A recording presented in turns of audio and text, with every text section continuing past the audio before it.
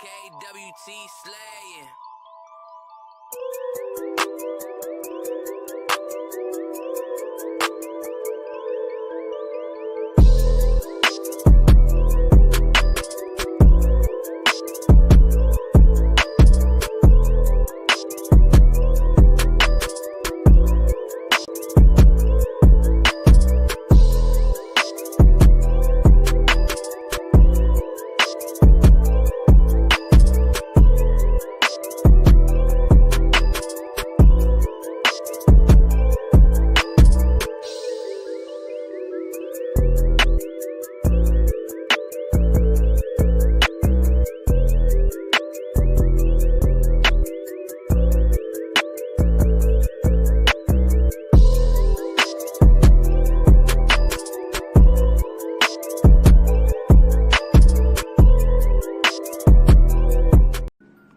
Well, family, the wait is over.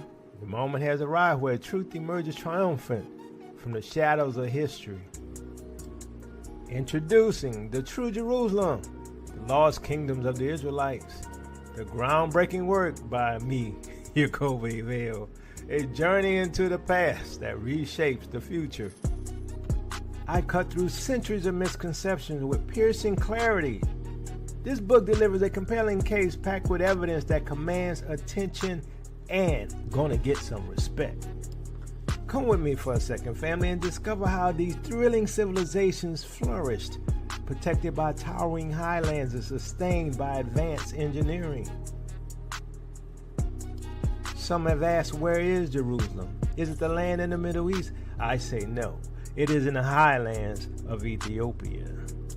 With hours of groundbreaking research, this book brings in a new revelation, and it will transform your understanding of African history and its connections to the ancient world. It's going to remove from your mind the conditioning by the Romans of what has really happened to our past. Come with me, family, to the Ethiopian highlands and find out why this is our land. Why things have been hidden and obfuscated for centuries. We are royalty, children of the Most High. What kind of land do you expect us to have? Dried up dirt in the Middle East, or land flowing with rivers? A land full of beautiful animals flowing with milk and honey. Don't miss out on this monumental unveiling. Grab your copy today and stand on the side of truth. Visit Amazon.com or www.tailministries.com to purchase your book and join Jacoby Vale's teachings on Tail Ministries. Family, your journey to a hidden history has now begun. So family, get your copy of True Jerusalem, the Lost Kingdoms of the Israelites today. Journey to the heart of Africa, where history and legend converge to reveal the forgotten kingdoms of the Israelites and the true location of Jerusalem. Salama family, Salama, how y'all doing today? Hope you're blessed and highly favored. If you haven't got your copy of True Jerusalem, you need to go ahead and get it. Interesting times we're in, and we got a guest today. We're going to be talking about some things. And, just to let you know that if you're following a camp, something wrong with y'all. I got this little camp dude harassing me, telling me that Telerad is where Jerusalem is. I'm like, okay, let's see your evidence for that, because the dude is stupid. I ain't gonna lie, the dude's stupid. And if you following the camp after the Sakari situation, I feel sorry for you. I'm telling you. That's a whole mind-blowing piece of crap there. If you don't know what happened with Sakari, you need to find out. Go to Brother Yexa's site. Yexa, he breaks it all down. It is insane. All right, so let's bring on, I guess, Brother Fast Nickel. Fast Nickel, say hi to the fam. Shalom, everyone. So, Brother Fast Nickel, interesting times we're living in. Huh? What do you think about, before you get into your talking point, what do you think about the meeting today with Trump and the crypto summit? I think it's going to cause a lot of people getting excited. Regardless from the things that I see, I anticipate between now and May to be a surge in the markets, a surge in crypto. based on everything that Trump is doing and what the players around Trump are doing. Yeah, I think things are about to change for real, and it will never be the same. So I'll let you take it from here, Brother Fast Nickel. Okay. I'm going to share my screen.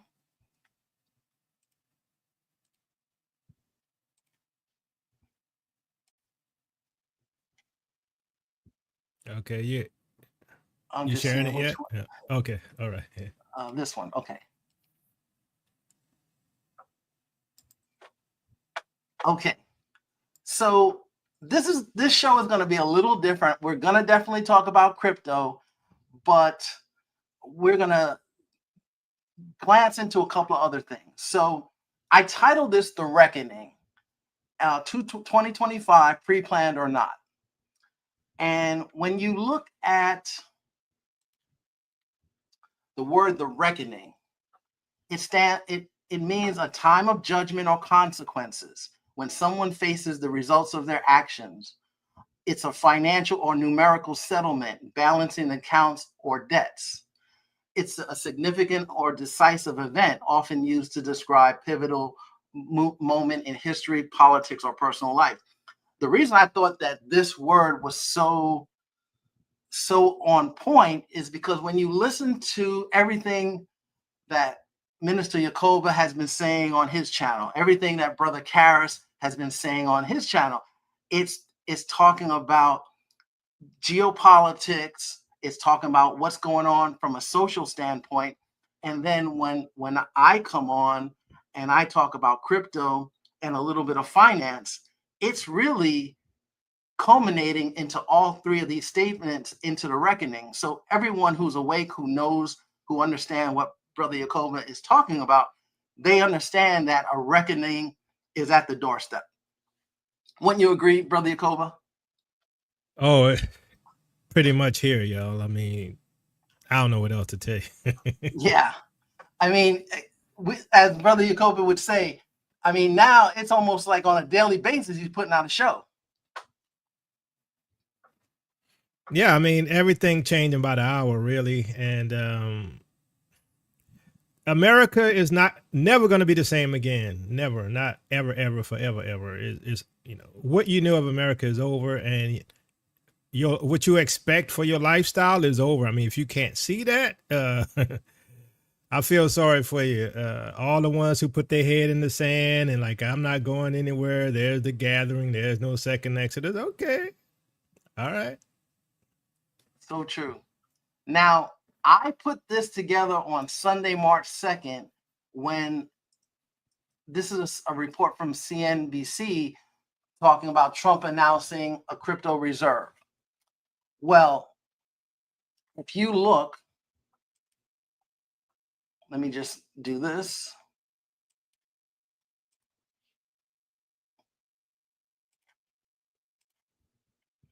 So this just came out today, that Trump signed the executive order to establish government Bitcoin reserve. Now, he's also talking about other altcoins being in that reserve, like XRP, Solana, Cardano, to name a few. But the bottom line is this: whether you like it or not, crypto is going to be a part of the next wave, or the next new financial platform that they're establishing. So you can either keep your head in the sand and not do nothing about it, or you say, you know what, I want to get ahead of the curve, because what we already know is if you don't get ahead of the curve, when they implement whatever they implement, you don't want to be behind the curve, because that's when whenever you're making decisions in a rush, in haste, that's when you make the wrong decisions.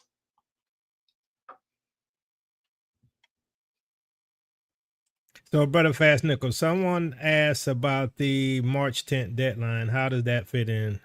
So I'm gonna get to that also, because okay, all right. 1 second. As you can see, I'm not the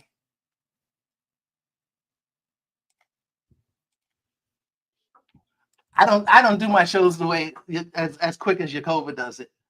But I want you to see. So let me just answer that question. Actually, no. Let me get to it because I actually I point out that in the slide. So just take a look at this video here.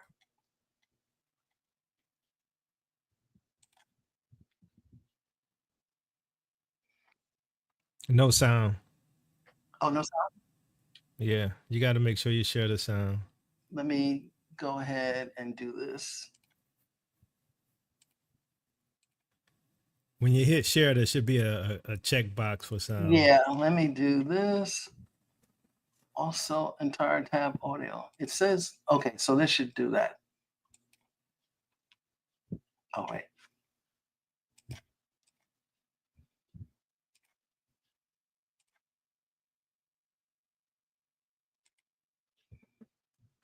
So what we're gonna do, family, if you got questions, we'll answer the questions later. We'll also put the link out there if some of y'all want to come on and ask a question. When it comes to crypto, there's number one, you need to get out of this conception that everything, this thing that everything is around the crypto markets. This has got nothing to do with the crypto markets. This is a much, much, much broader global issue. This is a stock market issue. One tick down in the stock. So I just wanted to I just wanted to say what he's talking about is because, you know, a couple of days ago we had a massive dump. So he's just explaining what the purpose for the dump. Day-to-day level. And so when it comes to crypto, there's number one, you need to get out of this conception that everything, this thing that everything is around the crypto markets. This has got nothing to do with the crypto markets. This is a much, much, much broader global issue. This is a stock market issue. One tick down in the stock market, 1% down in the stock market is probably the equivalent of, I don't know if it's the entire crypto market, but it's a big part of the crypto market. And this is much, much, much bigger than crypto. The second thing you need to take into account is that now specifically, crypto will suffer every time global markets take a hit. And the reason why that's going to happen is because right now, the majority of the Bitcoin out there that are not held by Michael Saylor and Satoshi are pretty much held by Wall Street type institutions. Wall Street type institutions have two modes, risk on and risk off. And when they go risk off, the Dow Jones is going to suffer, but crypto is going to suffer a whole lot more. And so what you need to realize is that we could be in for quite a long period. When I say quite a long period, it could be 3 months and it could be 6 months and it could be 4 months and it could be 2 months. It could be quite a long period of suffering. And sitting here every single day and hoping that Bitcoin will go back up and go back down, you're not seeing the big picture here. The big picture here is that now we've become an institutional asset. Now we are following global markets and we're taking our lead from global markets. In order for Trump to fix the US markets, some very big and some very tough decisions have to be taken. And unfortunately, crypto is just the tiny, tiny, tiny stepchild of the collateral damage that is about to happen in these massive wars between the two parents. And that's exactly what's going on. And so the best advice that I can give you is to say, look, first of all, we all know exactly how tough it is because we're all here and we're in the trenches every single day. And Elio says, and I agree with him because I think we've both been in the market for pretty much the same amount of time. This is one of the hardest periods in crypto that we've ever seen. The reason why it's so hard is because there's so little liquidity in the market that every single time that there's hopium, the markets pump. The problem is that the next day when the hopium dies, because there's so little liquidity, the markets dump again. And so what happens every time that this happens, every time we get one of these moves, the problem is that we go and wreck a whole lot of traders. When you get a move like this in Solana, let me explain to you what happens. Here, people put in more money than they can afford to invest, and here they get flushed out and they lose it, and those people never, ever, ever come back. Now, you rinse and repeat that cycle 3 or 4 or 5 or 6 times, and eventually you wipe out retail investors so badly that they don't want to come back into crypto. So what is my best advice to you here in this period? The first thing is, number one, I agree. There are always going to be brutal corrections. And every time that there is a brutal correction, you think it's the end of the world. You think it's going to be a long bear market. But every single time, crypto tends to recover, or specifically the good tokens, the multi-cycle tokens, actually land up recovering. My best advice to anyone here is hold tokens that you are happy to hold multi-cycle. Don't put in more than you can afford to lose. Don't take a whole lot of leverage, and don't go and overtrade, because the worst mistake that you can do here is to try and overtrade this market. You bought the market on Sunday, you traded it, you were long, you got flushed out on Monday, you've now got less capital. The idea now in this crypto cycle is just to survive and to keep accumulating tokens, at DCAing into tokens at the best levels and the best values that you can actually have, and to start thinking about this as a long-term multi-cycle play. Maybe it'll turn in a month, maybe it'll turn in a week, maybe it'll turn in 6 months. You need to be prepared for every single one of those scenarios, right? I'm prepared for every one of those scenarios. Why? I trust Solana. I trust all the plays that I've made on Base, on Sol, on Bitcoin, even some ETH or some ETH related plays. That is what you need to do. And you need to trust that there is indeed a master plan at work. And I want to show you just how this master plan may actually be at work right now, regardless of what you're reading in the headlines. So we read that one of the things that we needed to do was we needed to reduce interest rates. And we know that one of Trump's biggest missions is actually to reduce interest rates. And that was actually reiterated by his new Treasury Secretary, which is we're set to bring interest rates down. They want to bring interest rates down. Problem with interest rates being down is that the economy has been way too hot. And when the economy is so hot, you just can't bring interest rates down, right? Because that would be a big mistake. But actually, there actually has been some news that maybe the economy is not as hot as we thought it was. Because last month, the Atlanta Fed forecast GDP, and now they are forecasting that the GDP is going to slow down so much that it's actually going to slow down by 2.8%. Now, not only is it going to slow down by so much, but from Friday, it was at negative 1.5%. And that was from plus 4% a month ago. What this shows is that the market is anticipating that the US economy is coming to a grinding halt. And you can see it probably better here. It says the Atlanta Fed is now projecting that Q1 GDP will be minus 2.8%, large contraction. Last week it was 1.5. 2 weeks ago it was 2.3. 4 weeks ago it was 2.9%. What happened? What actually happened here? The model now estimates real GDP growth to be minus 2.8%, down. After this morning's release of the US Census Bureau and the Institute for Supply Management, the nowcast of the first quarter, real personal consumption expenditures growth, real private fixed growth fell from 1.3 to 3.5. And so what you can see is that confidence in the economy and a whole lot of other indicators in the economy started to show. The combination of data and its impact on growth outlook came with surveys showing decreasing consumer confidence and worries about rising inflation. And so now what you can see is that we went from a very hot economy to people actually going, wait, hold on. Maybe this economy is not as hot as we actually think. And maybe trueflation is actually right about inflation. And maybe inflation is actually falling down, and it maybe is at 1.42%. Now, if you're getting a much slower economy than the Fed originally expected, and if you're slowing down the economy a whole lot more because you're threatening people with tariffs, and all of a sudden inflation starts to come down to 1.42%, what does that say for interest rates? Well, I'll show you what it actually says for interest rates. Remember the last time that we spoke, the Fed predicted 1 interest rate cut for the year. Now we're looking at 3. The markets are now forecasting 3 interest rate cuts for the year. So again, I'm saying to you, you need to stop looking at this market on a day-to-day basis. And you need to stop thinking that Trump is sitting here on a day-to-day basis trying to think about how to pump your bags and how to pump your crypto bags and how to make markets work. And understand that they are playing to a much, much, much bigger, much more sustainable agenda, and an agenda which will ultimately result in the Trump legacy. And that legacy is not to say that Trump pumped your crypto bags 30 to 60 days afterwards. This is a much bigger, much more systemic, multi-continent, multi-country issue, which Trump is actually tackling. And you need to understand and acknowledge that he's probably working towards some kind of real game plan. So that is effectively how I would position myself for this market. And as I've said the whole way through this market, manage the downside and let the upside take care of itself. I have no doubt that crypto is going to be very, very, very successful. I have no doubt that the Trump administration is going to be the best administration for blockchain. Remember, we've got the strategic summit at the White House on Friday. I'm not expecting too much out of that specific summit. I'll tell you why I'm not expecting out of it. I'm expecting the following. I'm expecting a whole lot of very smart people to attend the summit. I don't think any announcements will be made at the summit because the summit is not about announcements. The summit is actually just about discussions.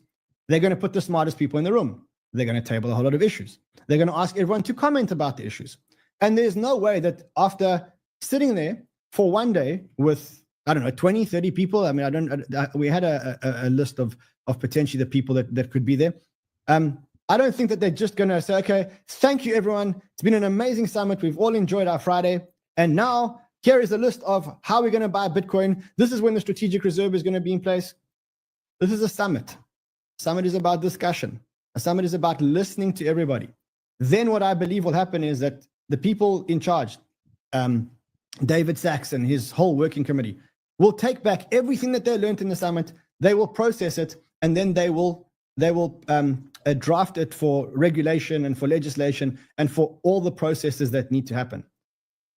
I don't believe that there's going to miraculously on Friday be some kind of huge announcement. Thank you for the summit, guys. Here is the strategic reserve. Everything's no longer, we're going to be buying $100 billion worth of Bitcoin. It's not going to happen.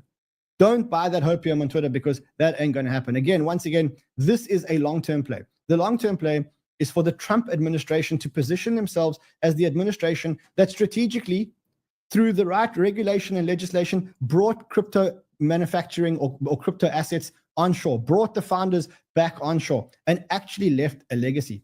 And it's certainly not about from Monday to Friday announcing the fact that there's going to be a massive reserve. Maybe I'm wrong. I think it's a very, very, very low probability that I'm wrong. But if I'm wrong, that's great. We manage the downside and we let the upside take care of ourselves. You don't need to be trading every dip. You don't need to be putting leverage on every market correction. All you need to do now is to survive and to hold multi-cycle assets and manage the downside and pretty much let the upside take care of itself. Okay. Now, I stopped it there because that was basically the gist of what I wanted to tell everybody, because I've been having my Monday Q&As, and one question that always gets asked is, when should I buy? When should I sell? Should I day trade? And unless you're a professional, but even professionals, they have gotten away from day trading because it's better to let the bots do it if you're going to day trade. But overall, like the coins that you love, like if Bitcoin, Ethereum, Solana, XRP, if these are coins you're looking to hold long term or even to give to your grandkids, those are the coins you should be buying. The coins that are, that you're putting some money in, hoping that it goes to 10x. You shouldn't take the bulk of your money to do that. You should only take about 10% max of your money, especially if you're new to this.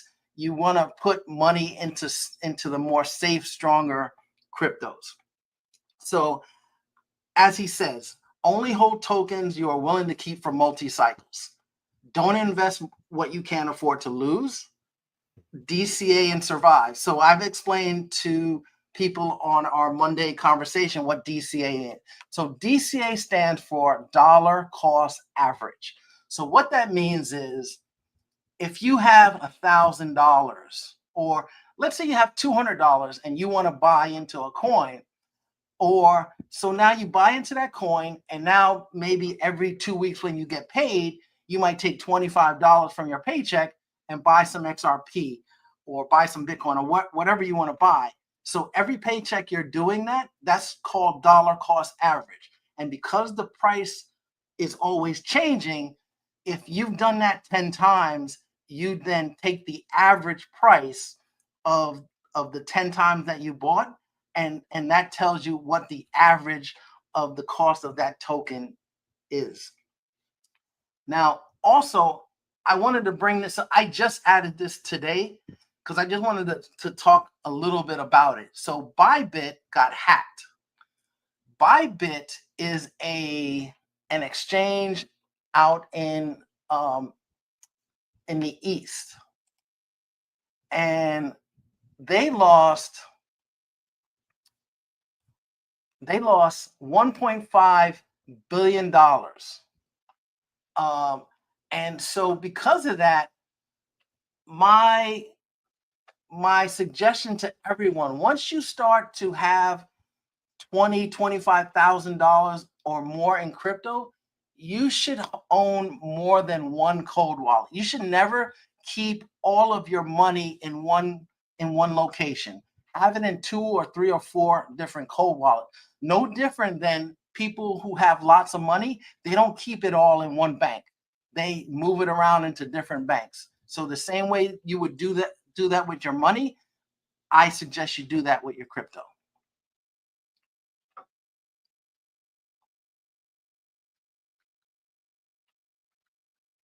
Now, any question before I talk about the March 9th issue? Me or from the chat? You or the chat? Yeah, I'm good. Okay. So we know that March 9th was supposed to be the date that the U.S. banks all conformed to ISO 200-22.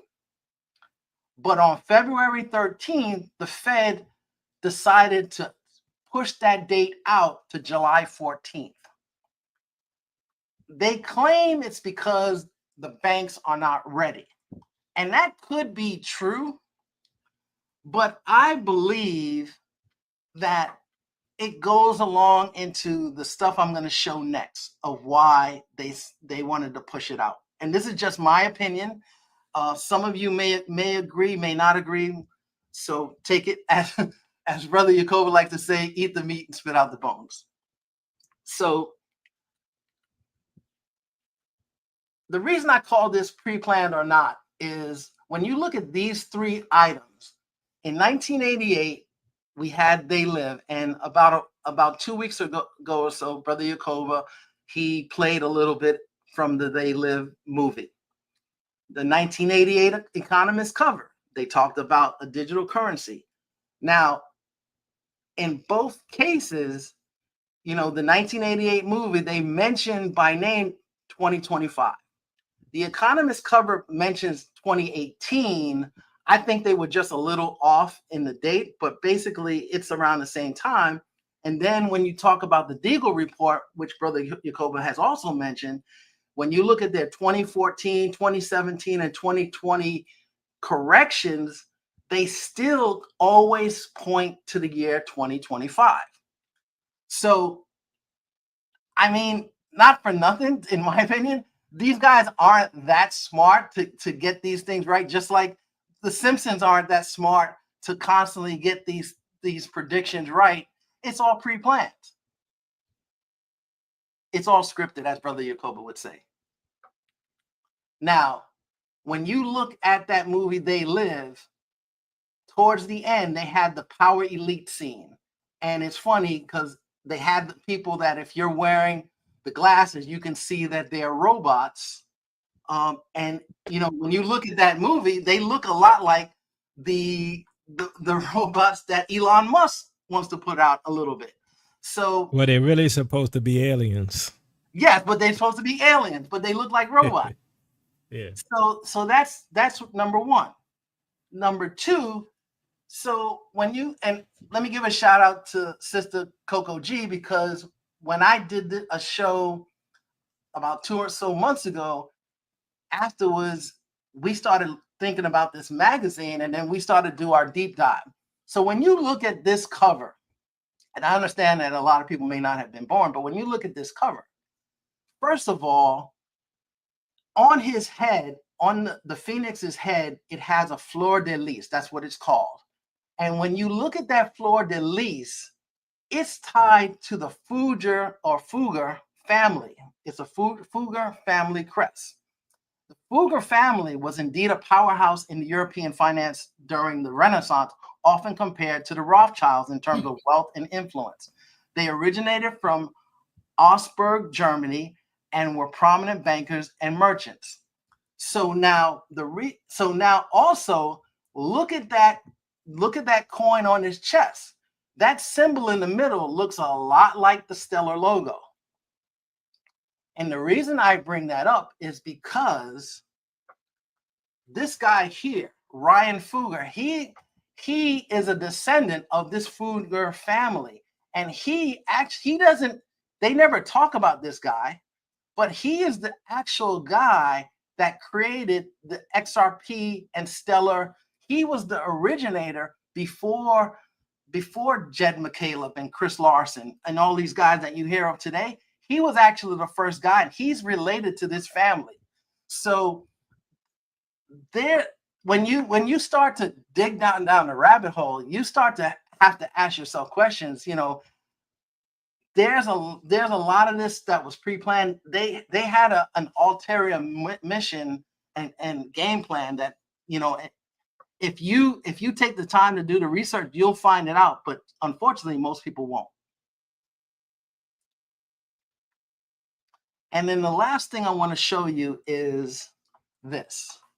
So this is a map of the Deagle report from 2014. Now here's what I find interesting about this map. If you look at Canada, US, and Europe and Australia, they're all pointing downward. They're expected to have a decrease in everything. Whereas what they call the global South, Mexico, South America, Africa, China, Asia, they're going to be on the rise. So whatever's going to happen, they're not going to be affected. But the West is going to be affected big time. Now, this here is a Deagle report chart that compares 2016 and 2025. Now, what's interesting here is in 2016, they're saying that the US population was 324 million and that they expected to go down to 54 million. And then when you just look at the numbers overall, they decrease sporadically. Now, the question that I have is, do these numbers decrease because of wars and famine? Maybe they do, but it also could just be that most people are leaving these places and moving over to the continent. So that's just one take that I see on this. Wait a minute, Brother Fast Nickel. Do you mean that people might actually flee? I say people might be fleeing, at least based on these numbers. Look like it. And so what's interesting, the people who don't want to believe and flee, the Gentiles, they already expect us to flee. As a matter of fact, Gentiles are already leaving and Israelites are already leaving. Now, a lot of them not necessarily going straight to the continent. They're going to, Asia, Thailand and all these other places, but people leaving already. And I think that most of the detractors of this ministry, they don't realize that, but they're going to be some of the first ones planning their way out, guaranteed. I totally agree. Now, what I would like to do, Brother Yacoba, if you want to put out the link for anyone who has questions, and those questions don't have to just relate to crypto. They may have just general questions that they would ask overall. And then what we could do as a wrap up, I could share what I'm doing from a crypto standpoint that's going to help them, help me, and it's going to help you. Okay. So I just put the link out there as pinned if y'all want to come on. Also, if you have questions in the chat, you can ask Brother Fast Nickel. So one of the things I want to ask, Brother Fast Nickel, based upon what they were saying in that video that you had about, pretty much invest what you can, put in what you can lose, afford to lose, right? That's Right. typical like financial advice that people give you, Correct. which is sort of, understandable. Now, for me, my philosophy is different because, and I just want to get your opinion on it. I'm not looking at this as an investment like you normally do, like with options and stuff. I put in so much, I get a profit, I pull out my profit, then I invest again, and then I pull out, I take my wins and stuff like that. I'm not rolling that way. For me, I know that their deadline is 2030 for all of this to be in place. So I expect there to be a major change where there's going to be, this golden age that Trump talks about, which is going to be, if you call it a golden age, I mean, everybody's going to be happy and wealthy, right? But you know how that goes for us. But that in the end, it's all about preparing yourself for the change in the financial system. See, that's what I'm doing, right? I'm preparing myself because I'm not going to be under this thing, right? I'm not going to, not here in America. Let's put it that way, because this is going to be totalitarian, luciferic control grid run by corporations. What's your thoughts on it? I agree 100% because so my philosophy is the same as yours. I want to be able to be one step ahead of the curve, as I was saying earlier, so that I can then go to the continent, be debt free, buy the things that I need to outright, to just try to protect myself. Now, here's the one thing before you take questions. Here's the one thing because everybody will tell you that they expect a major colossal crash to come.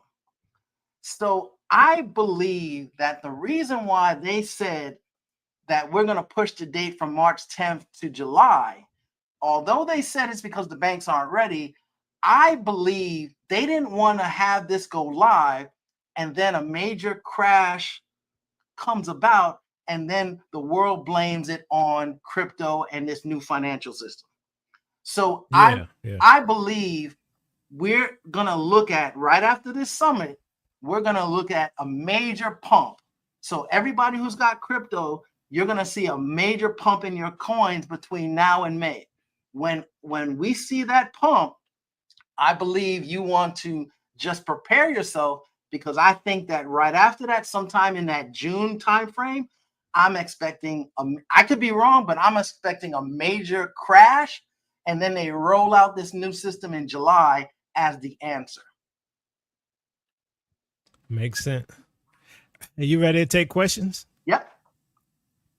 All right, Brother Pierre.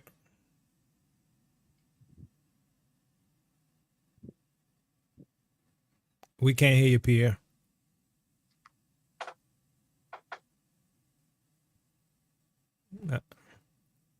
We can't hear you. All right, we'll come back around, Pierre. All right, Brother Reggie. Okay. How you doing? What's up? What's up?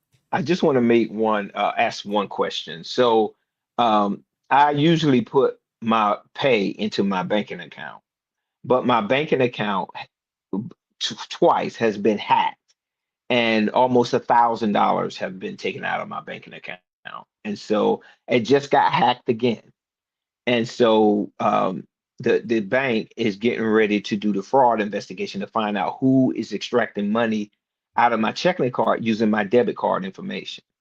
So what I've started doing was, when I get paid from my job, I no longer keep my money in the banking account. I'll put it into Bitcoin or XRP so it can maintain some of its value, because my banking accounts are getting hacked.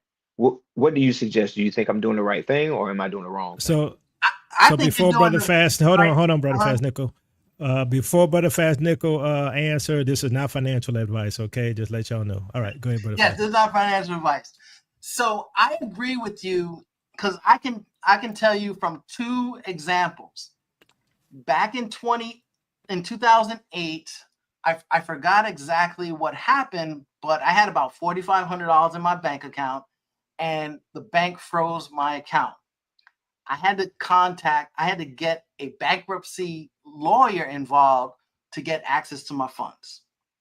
Now, back in the beginning of February, a buddy of mine, he had $10,000 in his bank, in his business account, and he was 3 months behind on his credit card, which it was only a couple of $100 a month, and he had the money to pay. He just didn't pay it, and all of a sudden, the bank, through the credit card company, the bank took $9,000 out of his bank account and paid off that card.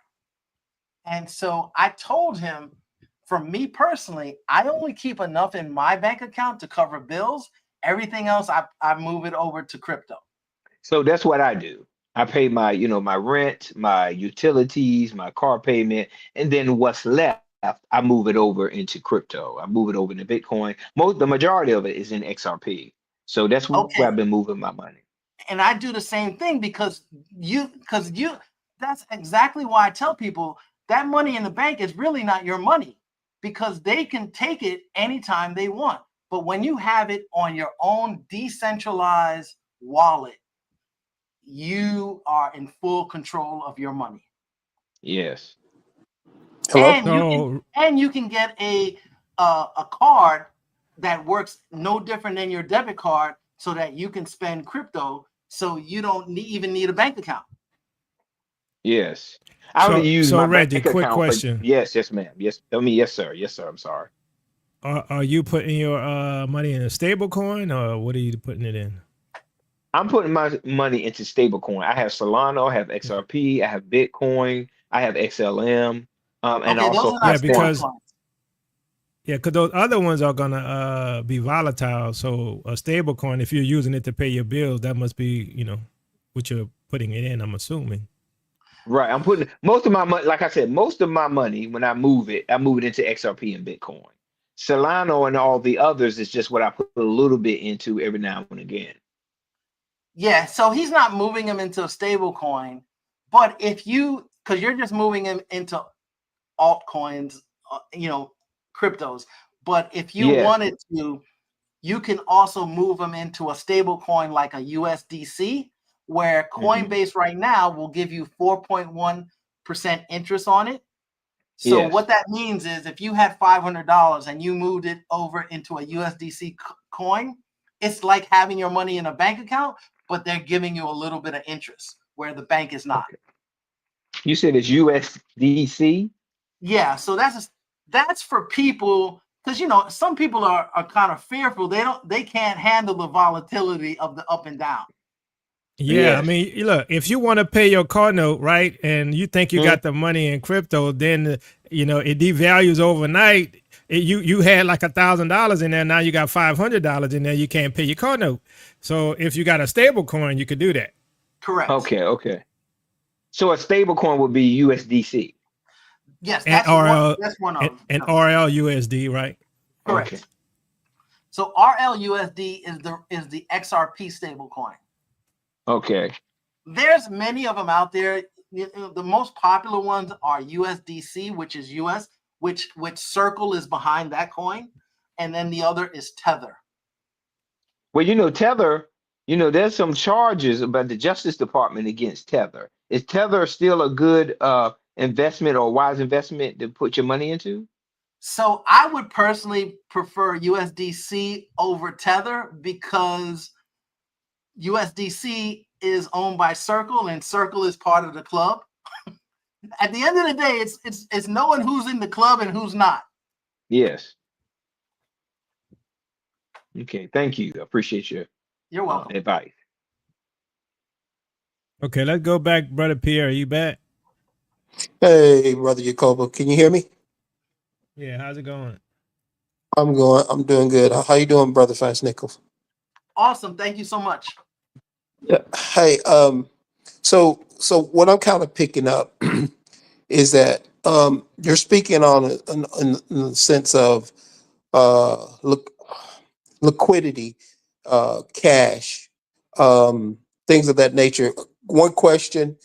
Been hearing that moving your money to credit union, is that any safer? And then I got follow-up questions. From my knowledge, it is because, and I did some research back around 2018, 2019. Generally speaking, the big banks are tied to the cabal, whereas your credit unions tend to not be. So your credit unions generally are your neighborhood banks, and they tend to be safer. Excuse me, may I make a comment? Yes. Well, my money that has been getting, somebody's defrauding out of my checking account, it's actually with the state employees credit union. Really? Okay. Yes, and it's happened twice. Now, in that case, so with the major banks like a Wells Fargo or Chase, because they're bigger, you have a better chance of getting your money back than you would with the credit unions. I also want to tell everybody, if you have like since we're talking about Chase and apps banks like that, if you bank with an app, be careful about accepting new terms when you update, because that may give them authority just to take everything you got. So be careful about the updates on your app through mobile banking. The other question I have for you, since we're talking about liquidity, what would you suggest for those that have value in not so liquid assets such as land or building? I mean, kind of, what happens if you get caught after the deadline? I mean, or maybe that's not even a relevant question. So, to my knowledge, and Brother Jacoby, you may have heard some of the same things. So, anything that you hold that's an asset is going to go up in value, especially as the dollar goes down, assets go up. And you can look at it, basically just look at anyone who owns a home. If you bought a home in 2000 for $100,000 and today it's worth $500,000, it's not that your house went up in value that much. It's because the dollar depreciated. Okay, because I mean, I pray for all of us out here, especially my Hebrew brothers and sisters. In this, I'm paying attention to the chat, and I see some of my brothers and sisters. They're basically like, I'm confused, I'm kind of scared, don't know what to do, and you kind of don't know what direction to go in. And I'm thinking, man, as I mentioned, I've got a home, I've got some land, and I'm like, okay, what do I do if I want to get up out of here and escape? How do I handle all of that? And, so that was just my question, and I appreciate you answering my question. And thank you, brother Jacoby, for letting me. I'll mute, and you can go ahead and answer, brother. And Brother Jacoby, you might have the same opinion that I have. So if your mindset is to leave this place and this place is going to crash and burn, I don't want to put any of my money into this. I don't want to buy no house. I don't want to buy any land here. I'm trying to collect my money to go to the continent and do stuff there. Now, for people who don't know what's coming, that's a different story. But if you know what's coming, my suggestion is don't invest in anything here. Yeah.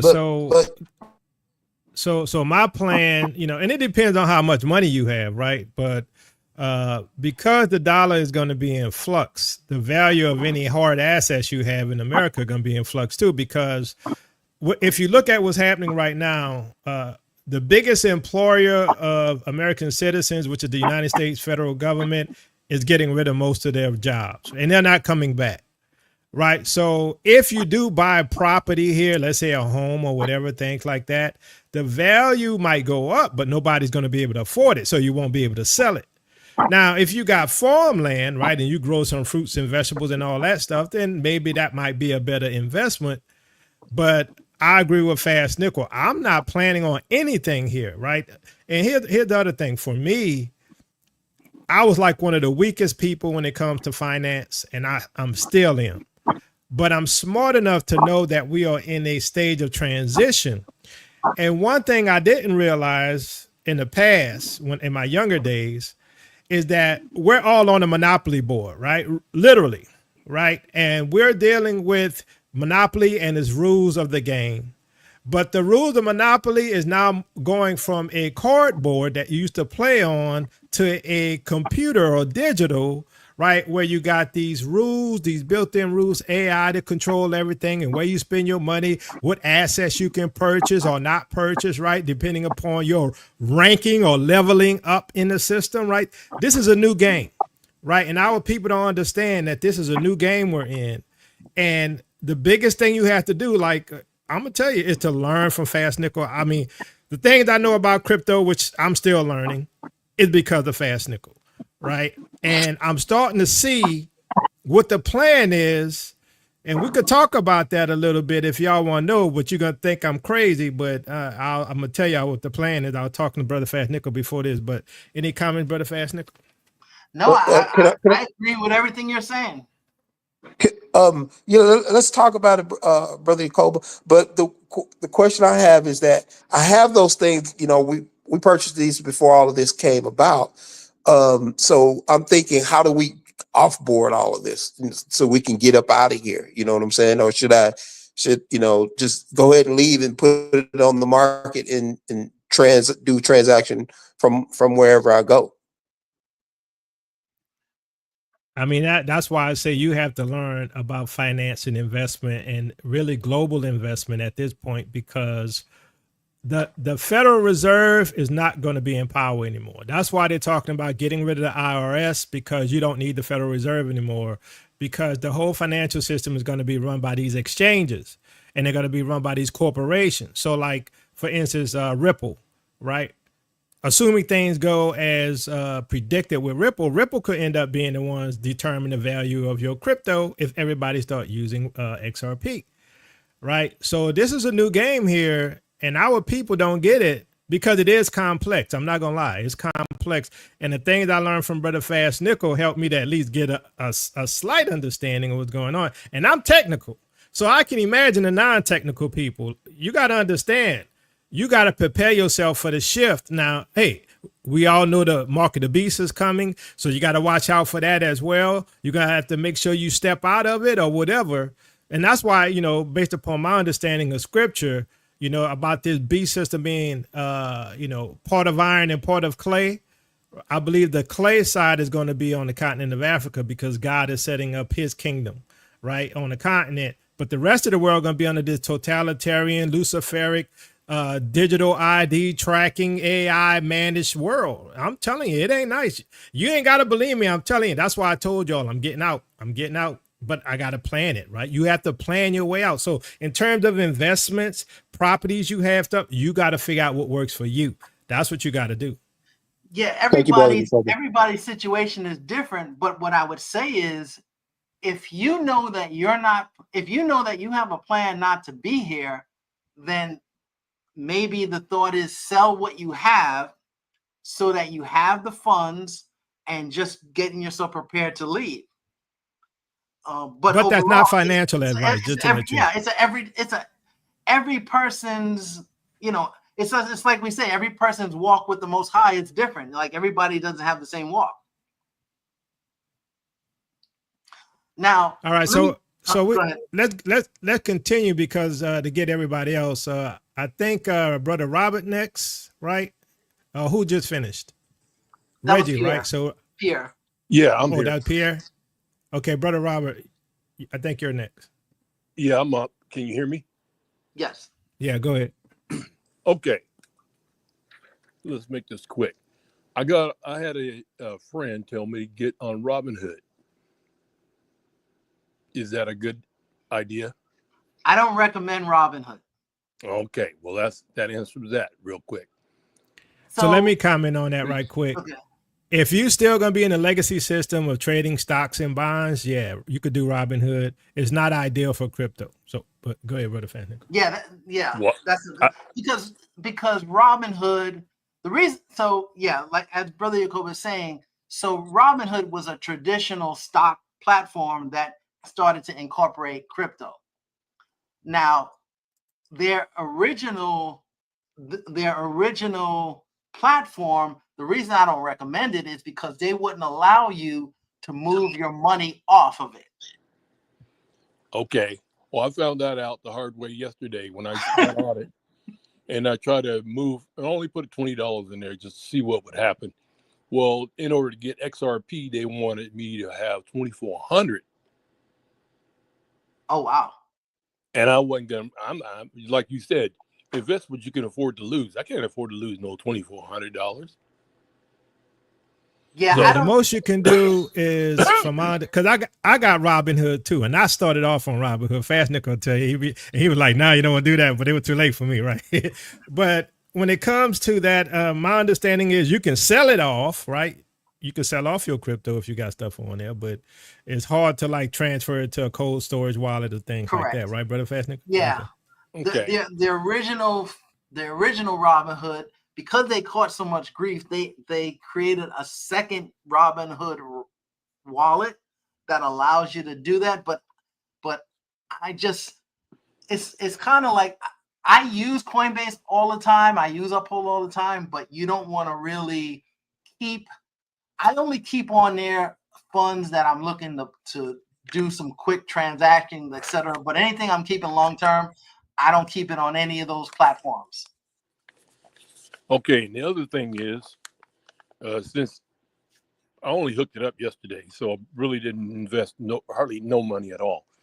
So I'm fresh. So basically, what I'm trying to sell everything, like you said, and get the hell out of here. And I already have a house in Ghana, and Oh, you set then? You already got the hard part out the way. Well, go ahead. yeah, but it was hard. I was agreeing with you 100% about that last president they had. Oh yeah. Yeah, that I don't even know his name. I can't even pronounce his name. Akufo-Addo. Yeah, that piece of shit. Well, anyway, they finally got rid of him, and now they got the guy that's working with Ibrahim Traore. You know, he's the John Mahama. Yeah. But Ikufu left that country in such a, oh my God, In a disarray. they're like 80% negative. Wow. Yes, it can come back because Ibrahim brought his country back. They don't owe nobody anything Yeah. right now. But what I'm trying to say is the people, their minds are, they're whitewashed. They still believe in white Jesus over there and all this and that and the other. And so go ahead. So here's the thing, in my opinion. I think, and I know it's not going to happen because it seems to me that curse is still rolling on our people. But we have to move as a group, right? We can't do it by ourselves. If we're going to do this, some kind of way, we got to figure out how to move as a group. And I don't think that granted, we all going to try to do it by ourselves because, you don't have no choice really. But every other group is leaving as a group. Even the white folks who are leaving, they got some of their family members they can work with. We don't even have that, right? We don't even have our own close-knit blood family that you grew up with who's on the same, idea and thoughts as you are, right? So that's true. I don't know how this is going to work out, but some kind of way we got to help each other. But I don't know. I mean, I personally think that's where Quest to Unite Africa comes in, because it is sort of like that mediator between us and the continent and information and stuff like that. But, you got to pray and seek the Most High on all that yourself. Well, today's show was a good help for me. So I need to get Fast Nickel's number or whatever contact so that I can do like you did, Yacoba, and have him advise me a little bit on what I need to do. Oh yeah, look, because basically Fast I don't Nickel, even. I don't. Yeah, even I'm gonna tell my, Fast Nickel put his link out there for you. But go ahead. Okay, Well, I don't even. I don't. After we're done with the question, I'll show you that stuff. Okay. Well, that was all the question I had, was that I'm trying to invest and I want XRP because it's only $2.49 or something like that right now. But when it started, it was only like my friend, when she got it, she's over there on the continent. She got it at 49 cents. So, You know, it's funny. These shows have been a blessing because every time I've done a show with Brother Yakova, the crypto markets spike. They go up. yeah, it's I can see the volatility of it, but that's the one that's low enough for a poor man like me, you, and them be able to get a hold of and watch it rise, just like getting a hold of you know, when cell phones first came out. Everybody thought it was just a fad, you know, but it ended up being a big deal. Okay, so we're gonna move on to the next person. All If you right. finish, brother. I am. Okay. I'll right, get the thanks. information. I'll get the information. I'm muting right now. Okay. All right, so we're gonna go ahead and move on to One Brother's Mind. You there? You have to unmute yourself. One Brother's Mind. Going once. One Brother's Mind. Going twice. One Brother's Mind. All right, we'll come back to you. One Brother's Mind. All right, let's go to Lajaya 7. You have to unmute yourself, sister.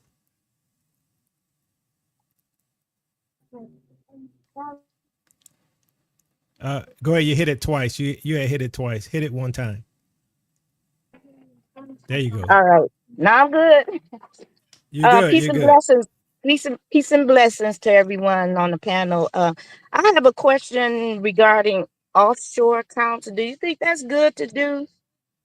To open up like bank accounts with offshore instead of within the United States, and far as well, I know crypto is like global. So, but I just Well, wanted to know, should I be saving, take my money out of my bank accounts and just put it into an offshore account, So I don't know I've been researching some, but I don't know how safe are they, that's the question that I have. Should well, one when it do comes that? to offshore accounts, I wouldn't say that I'm the most experienced with that, but I know a Mhm. lot of people will open up accounts in the Cayman Islands, or if you want to talk about Switzerland. But regardless, you Mhm. should diversify. Don't keep, just like I was saying, have your crypto on multiple cold wallets. You should have multiple bank accounts, especially if Okay. you have a large amount of money, because at the end of the day, like I said, those banks can shut their doors or tell you can't access. So, and now Mhm. all your money is trapped and you can't. So at least if one bank does it, now you can go to your other bank and move that money if you needed to.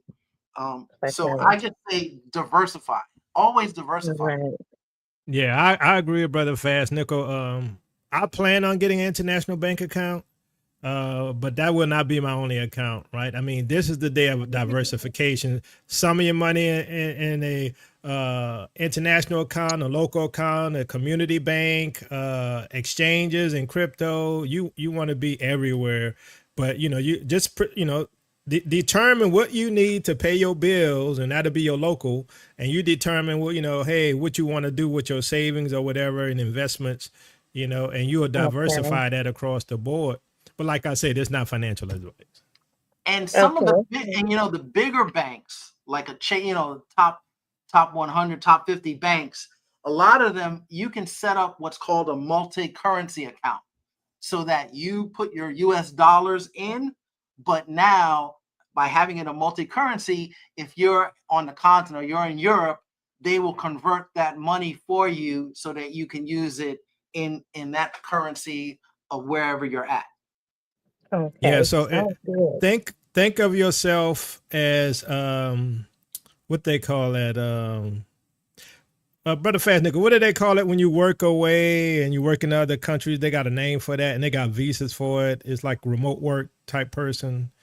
Um, Well, yeah, remote. but anyway, yeah, it's a remote mindset. So anyway, what I was about to say is think of yourself as an international person, not Mm-hmm. committed to any particular place, that you can do business anywhere on the planet, right? That Okay. way you'll be set up for any kind of failure here because the system is changing. The dollar will not be dominant anymore. BRICS is already trying to destroy that. We're already moving into the new digital currencies. It's going to be run by the corporations. It's not. If you ever watch the movie Blade Runner, you'll know how it's going to be. It's going I to be the saw it. corporations running things. Yeah, and so it's going to be like all of these smart cities are probably going to be controlled by some corporation, and people are going to be working for that corporation as slaves, but they're not going to realize they're slaves. So. Think of I yourself have as one a more hired question. gun. Oh, that's it. Digital nomad. Thank you, T. Okay. Johnson. Digital nomad. Yeah. Think of yourself as a digital nomad. For good. All And right. think of yourself as a hired gun. For All good. people always, going forward, look to Mhm. see what these businesses, what these corporations, what these industries can do for you. They always want to know what you're doing for them, but you need to start looking out for you now. Right. Yeah. Yeah. And I had one more question about gold, offshore, because I know buying gold here, you're already taxed when you buy it. And if you leave the country, you got to pay, going in, I guess somewhere else, you got to pay the duty for it, whatever. So I'm wondering, even in offshore, investing in gold or the mining industries, you think that's a good idea? So I do. There's a couple of ways to handle that. So, for instance, I have physical silver. Mm-hmm. So the amount, I mean, I don't have a ton of silver, but using Uphold as an example, Uphold is it's an exchange, but they do more than crypto. So on Uphold, you can take your money and buy up to 20 different foreign currencies, or Okay. buy silver, gold, and or platinum. And what's nice is when let's say you have $500 worth of crypto today, and you decided, hey, I don't want any more crypto, I want to buy gold. You can convert that 500 in crypto all into gold. Wow. Okay. So you Sounds can good. do that on Uphold. The only difference is you won't have physical gold. It's kind of like owning a stock. Okay. But it allows you to have a lot of it, because as you just mentioned, once you try to leave the country, they ask you, do you have over $10,000? And they're gonna give you all Right. Yeah. hey. Yeah. Well, I appreciate it. I'm gonna have to get with you, Brother Fast Nichols. I did visit your site and everything, so I plan on signing up on the site, and Okay. I'm enjoying what I've read so far, and looking at some of your other videos. And I gotta get ready to leave out, but Brother Jacob, I got the book. So God bless y'all, and I thank you for the information that you shared, and you're much Okay. appreciated. But I gotta And thank leave now. I gotta go buy and my thank stuff you. before the. All righty. Thank you for All buying the right, book. I guys. appreciate the support. All right. All right, Okay. bro. All right. Take All right. care. Bye. Bye bye. All right. One brother's mine. You back yet? Okay. If you're not back, I'm gonna just put you. Okay. There we go. Yes, yes, All right. So I'm back. yeah, go ahead. I'm back. I'm here. Okay. Okay. Ask Brother Fast Nickel your question. Couple of quick questions. One, I've been to your site, Brother Fast Nickel. I was unable to find where on your site to sign up if you're still doing the group sessions for crypto, Okay. and if you could provide. Okay. Yes, and I'll talk about that as soon as we're done. Okay. A couple other questions. With crypto, just long-term view, or let's say, we've already witnessed some banks that have failed. I don't anticipate there's a situation where all banks will fail at the same time, but there may be more in the future. If you have, say, like Upload, where your crypto is, what's the strategy or options you have if banks start failing to withdraw your or convert your crypto into a particular currency and withdraw it? So one of the things that you can do is some of like Coinbase as an example. Coinbase has a card that you can get from them. I have an XRP card that I got through the Zamin wallet. But there's even crypto.com, you can get a card. So what that card is basically the same as your Visa card that you have, your debit card that you have in your pocket now, but it works with crypto. So by having one of those cards, you no longer have to worry about your money in the bank or them shutting down your bank account because you now have a card. So, and I've used it with my Coinbase card. I have used it. I've had like, I took $20 worth of XLM, put it onto the card. I just put it into the card reader like I would my Visa card, and it just, whatever the price of XLM, it just converts it into US dollars. Like, you know, the transactions happen behind the scenes. I don't really have to worry about what's happening. All I know is I need to buy a soda, and if I use my card, it just uses crypto to pay for it.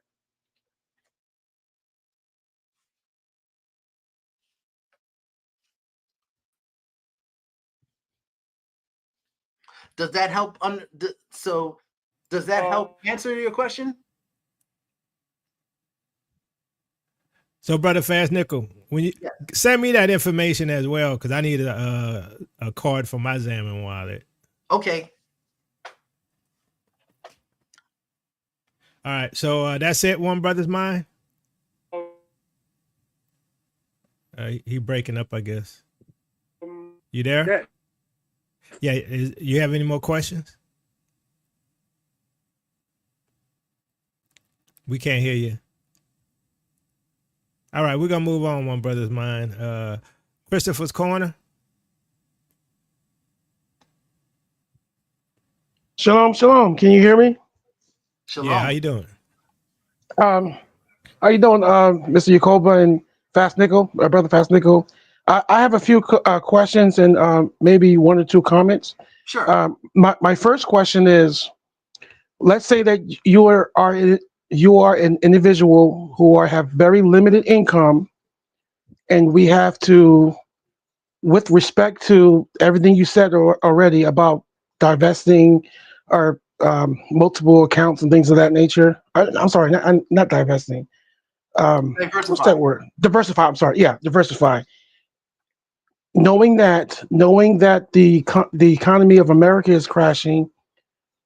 So with respect to that, and you mentioned cold storage, cold wallets, and debit cards that can be linked to your crypto. My first question is, if you only had enough money to buy a few coins, say $400 worth, what are the 3 top coins can you recommend to all the saints that we need to be focused on if we're very limited with our money? So as Brother Yacoba knows, I love XRP. Okay. Solana. So let's talk short term first. If you, Brother Yacoba, you want me to go there or you want to go to CoinMarketCap? You could go ahead. Okay, let me bring it up. Let me share my. Yeah, I brought your screen back up. You could just share. Okay. And tab.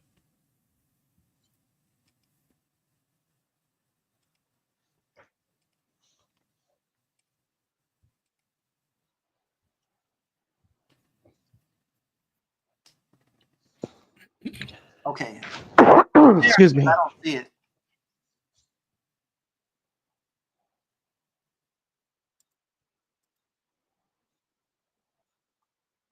Brother Yakoba? Yeah. Hold I'm on. sharing it, There but we go. okay, there you go. Okay. All right. I was just multitasking. My bad. Oh, let me try to make it bigger. Okay. So when you come, so this is coinmarketcap.com.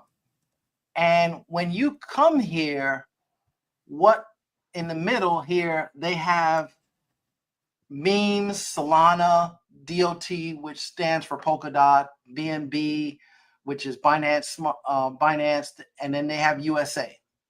The reason I'm showing you USA is because right now, President Trump is focusing on everything USA.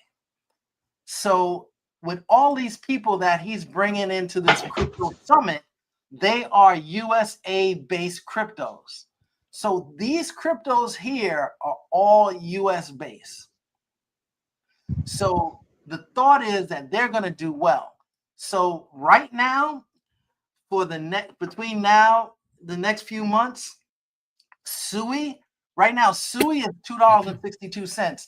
About a month ago, SUI was close to $5. I expect SUI to go to 40 to 50 bucks. And right now it's at $2.62. And why is it that? Do you think that that's going to go up? Because, well, one, because of the technology and everything that they're doing behind the scenes, but also because President Trump has already said they're about to dump all this money into US cryptos. Okay. And so one of the things also with SUI is an AI coin. They're big into what's called AI agents.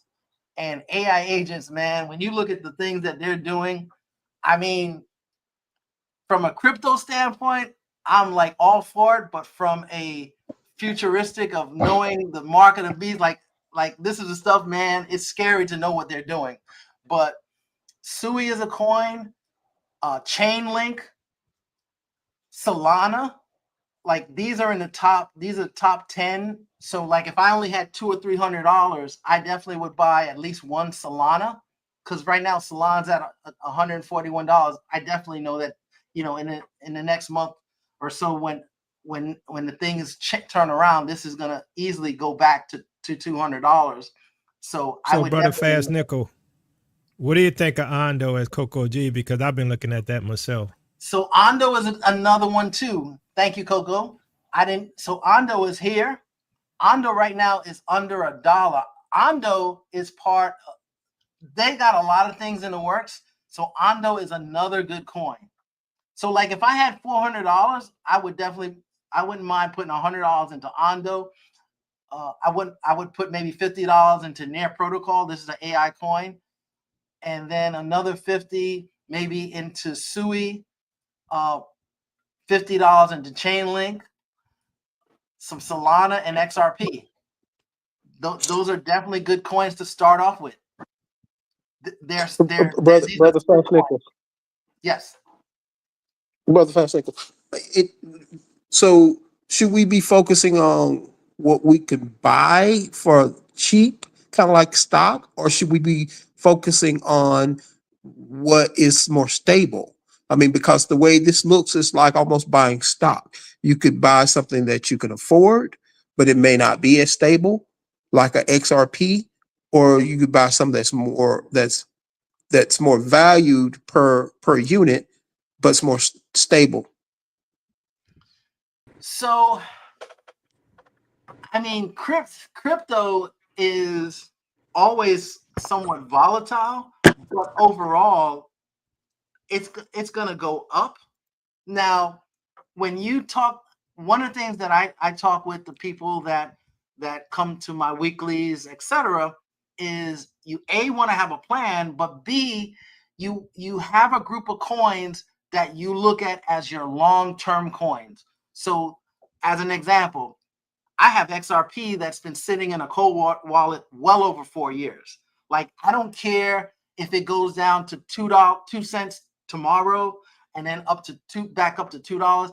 I don't pay attention to it on a daily basis. I know that coin is a coin that I'm going to keep long term. So you just have to know which coins you want to keep long term, and then everything else is coins you're going to keep short term.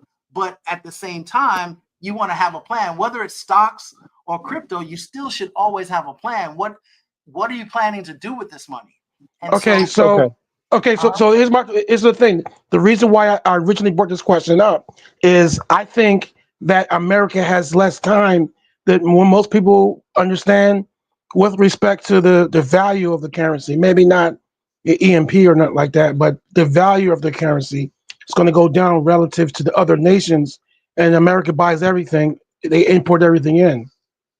So in a way of shorting the U.S. dollar, you know, besides buying actual silver and gold for physical possession, what three coins you could buy, say if you only have $400 to $500 to invest in, that will either rise in value or it would not it would protect you from the inflation of the US dollar, and then when you're ready to leave, you can sell all your shares, I mean excuse me, sell all your crypto coins, put it in a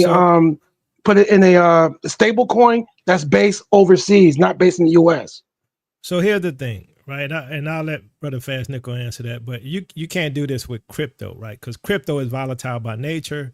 You can't do it like as in stock, where hey, I think Tesla stock's gonna take off and it's gonna be worth this over so many spans. It doesn't work like that, right? So until the market matures, right, and everybody's in it, and all of the industries start pouring their money into a particular crypto, you're not going to know if it's going to be successful or not. It's a roll of the dice, to be honest with you, right? And that's why we were saying you got to do your research and you got to be led of the Holy Spirit on what to do. Because right now, at least from my viewpoint, at least for me, I'm making plans for alternative means of income and for maintaining anything that I have so I can leave. That's my whole purpose. I'm not looking to look, I want to get rich, but I'm looking to get enough in there to be stable so I can leave. Brother Fast Nickel. So I agree with everything what Brother Yacoba is saying. And also because we know that there are certain things about to happen with this country, with what they want to do with these new systems. Like there are things that are about to take place that we just don't know the answer until it starts to happen. Okay. Understood. So my next question is, if we know that we had to leave within the next 90 days, and you mentioned earlier about having cold storage wallets versus the hot wallets that's linked to like a debit card, what is the best one to use overseas, whether it be Japan, China, or say the UK? If you had to leave, and we know, let's assuming, because I'm looking for the worst, I'm assuming for the worst, if there was an EMP that hits all of America because she's Mystery Babylon and all the 10 nations are going to go against her, we want to leave with something, right? During that process or before that happens or during that time, I'll be able to be assured to take my cards and make a transaction to say Spain or something, like at a international market before I go to Africa or whatever, like one of the layovers. But if it's based in the US, whether it's USDC or whatever, it's not going to work. Even if I'm not in America when the EMP hits, right? But if all the system is based here, it's going to be like a black hole. So what do you recommend to be able to transact outside of the US? Not only that, but when US falls, how would you be able to transact? I mean, which storage or which wallet or which service would you use that will still be up and running overseas? So what you may want to look into also is a company called Wise, WISE.com. I have an account with them. So because I'm in the US, they don't provide me with a card. But if you're outside the US, they will provide you with a card. And the only reason for it is because of Gary Gensler and the SEC. They put so many sanctions on people, everybody's scared to do business with the US. But that's why Trump and they're changing all that. But Wise is a company here that I can connect your bank account to, and now I can start using, I can take my US dollars and convert them into other world currencies and then just use the card that they provide me with and use it outside of the US. Okay. Now, would that also apply if there's, let's say that there isn't an EMP, but there's a banking freeze or banking holiday when they're doing a bail-in? Yeah, but Would you're you be talking protected about from the that? US. Yes, You're yes. talking about the US. I'm talking about this from an international standpoint. Like this is Okay. good anywhere. Okay. Okay. So if there's a banking freeze when no ATMs work, right, or transact or no credit card machine works, if that happens and you happen to be in America, you haven't transitioned out yet, would it still work? Well, so take a moment and think about what you're asking. If Okay. an EMP were to happen, No, not EMP. If a banking holiday okay, so if a happens, banking holiday happens, yes, your yes, money that's in the bank is going to be out of you're not going to be able to access it. right. But whatever you have in crypto, you can access. So now, if you happen to have crypto and you had a card, you can now just put some crypto onto that card and still use it like you would your debit card, even though Okay. your bank is having, and when I say your bank, because when we talk about a bank holiday, it most likely will not be just one bank. It'll be all of the banking system. Correct. Yes. So here's something that I heard, and again, this is not financial advice, but Gotcha. this is why I was telling a lot of my family members, you should try to keep $300 to $500 in cash in your house. And here's why. Although we're having this conversation, most people have no clue about what we're talking about. So when we have this bank holiday, we know that it's only gonna last maybe 3 to 5 days, 10 at tops. That's why they tell you, make sure you have a supply of water, have a supply of food, because it's probably gonna only last maybe 10 days. But the thing is, most people that don't know, they are gonna not be able to buy anything because they haven't been preparing. So because you were smart and you had $500 stashed at your house, you're gonna be able to buy things from people for pennies on the dollar because they ain't gonna know any better. Okay.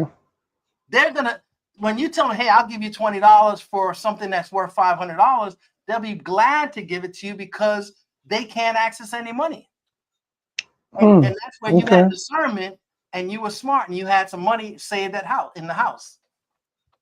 Okay. So here's the thing, like for us, we have a little cash on hand just like that. We also have a little silver. We also have some dinars, right?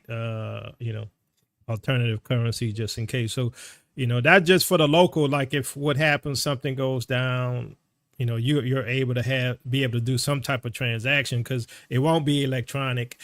Even, that's just for a bank holiday. But if we have like a cyber event, then you won't be able to do any kind of transaction, whether it be crypto or not, right? So you need to have something on hand for those type things. Right. So just like Brother Yago, I didn't know you had, Brother Yago, you had some dinar. So I have dinar. I have about 5 currencies.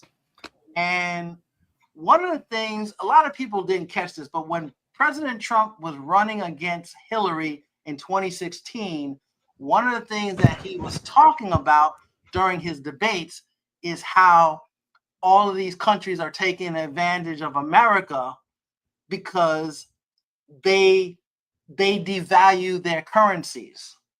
So because they devalue their currencies, most of these countries don't use their currency. They use the dollar.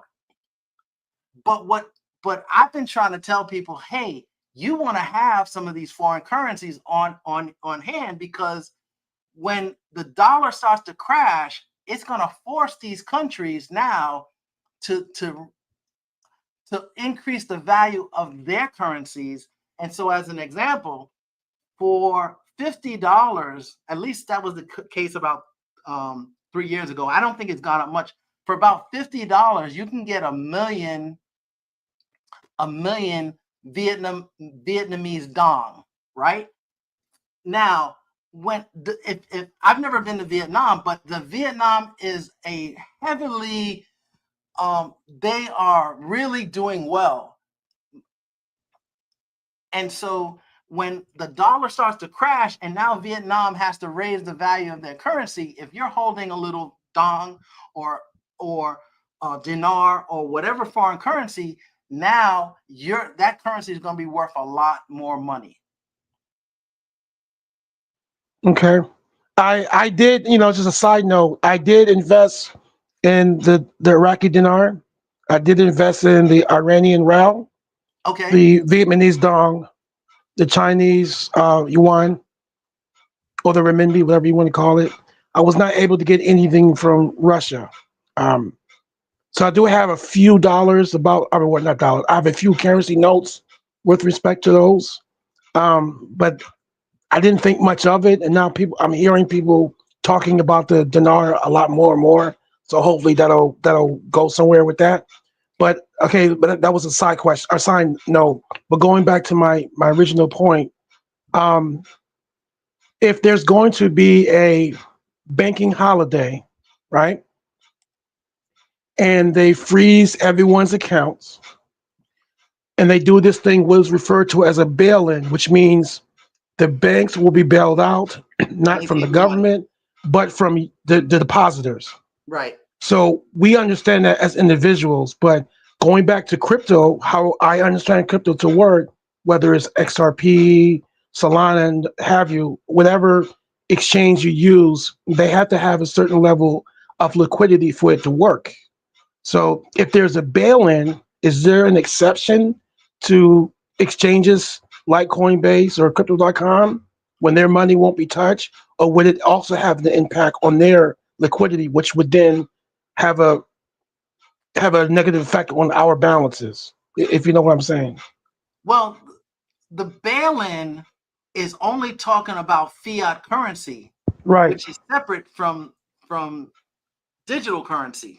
Right. Or crypto. But for convertibility, they have to have certain number of US dollars in their system for liquidity's sake. You can't just have $1 million, a million XRP and no dollars backing it up. Well, here's the thing that I guess we have to always remember.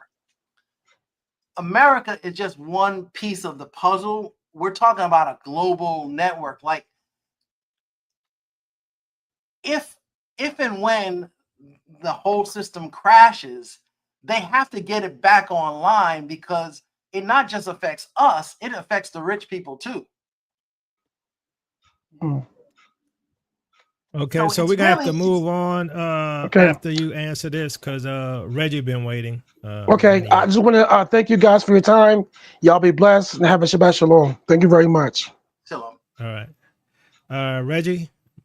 Yeah, I just have one question before I go. So I have a whole lot of money into the Filipino pesos.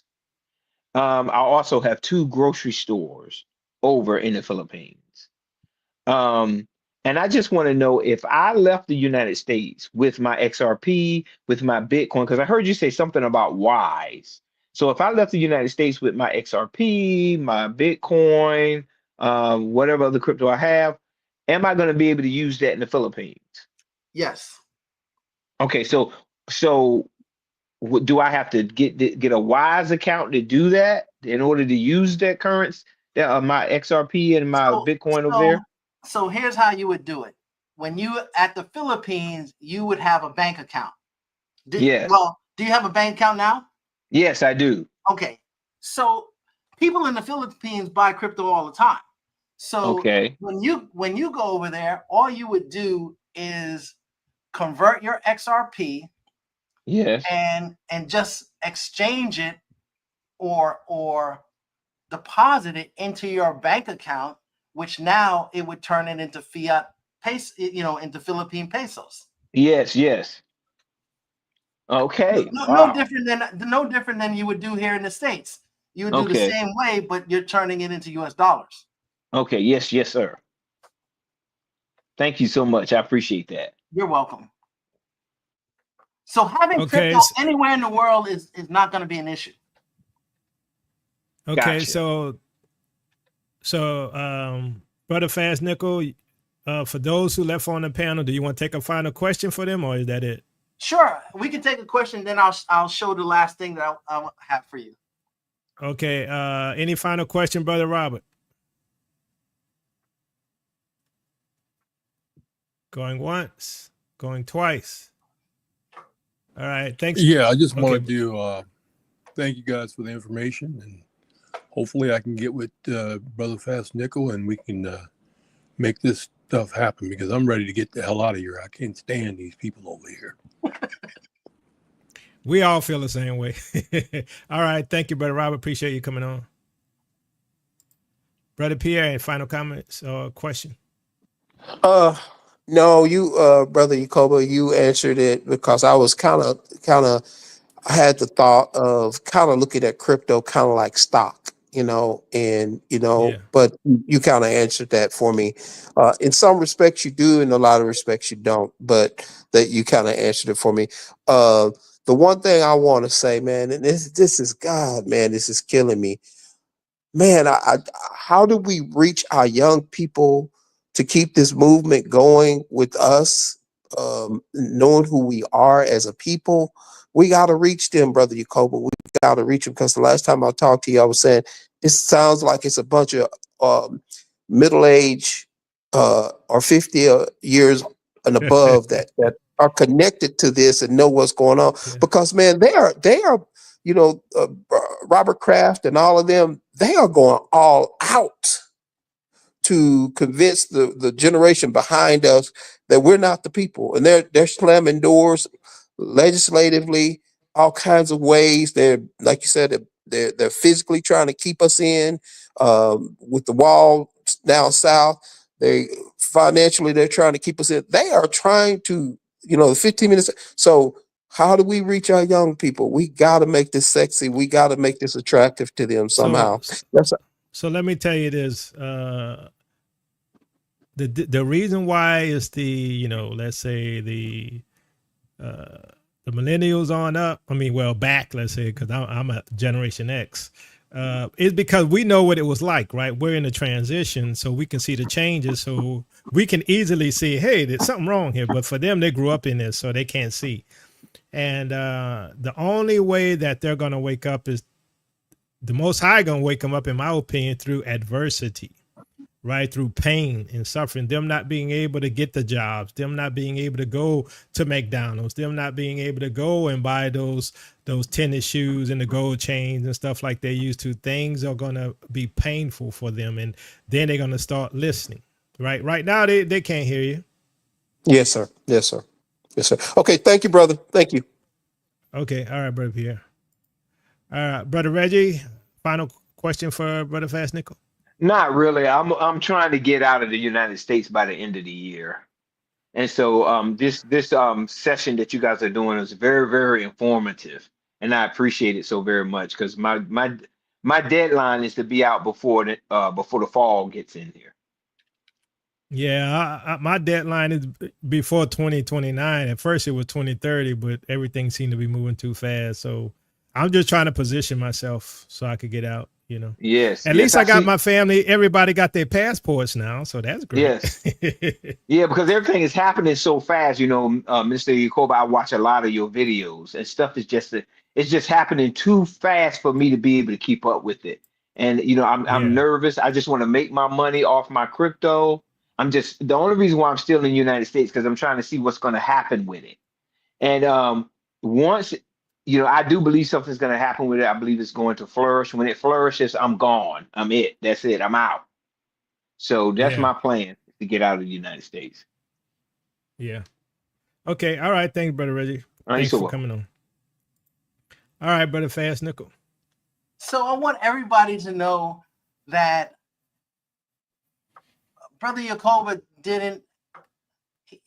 what I'm about to show you, he didn't ask me to do this. I'm doing this because Brother Yacoba has been giving us some great knowledge, great insight to help us.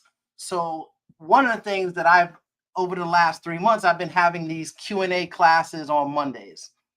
as of this month of March, I stopped it. So the gentleman who asked about signing up for Q&As, the March Q&A, the people that are in it, that's it. I don't have one set up for April, because what I've done is in these Q&As, they were meant to just be exactly that, just Q&As.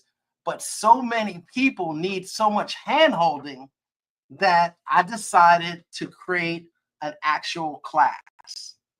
So what you see here is a Learn Crypto 101 class that is going to start April 14th. So anybody who comes to Learn Crypto 101 and clicks here, they can learn more information. They can sign up if they want. With this class, I will do one-on-ones with you. I will show you how to work your cold wallets, your hot wallets. I will show you how to transfer your coins. There's going to be there's tons of videos, but I'm going to also walk you through the videos to make sure that you understand everything. So just like President Bush said, no child left behind, everybody that takes this class, I don't care if you ask the same question 10 times, I'm going to make sure you get this. Yep. So that's what this course is for. Outside of that, I have, if anybody who says, hey, I need help setting up my portfolio for my crypto, if you just click on build my portfolio, you can set up a one-on-one with me. Or if you have a cold wallet or you need help setting up your Coinbase account, you can click where it says need my help, and I'll help. You can set up a day and time with me and I'll help you with that. Now, down here, I have a course that I created 3 years ago. It's called Crypto NFTs, the Metaverse, for $29. So when I did this, it was just basically how to set up your Coinbase, what's NFTs, but things have evolved.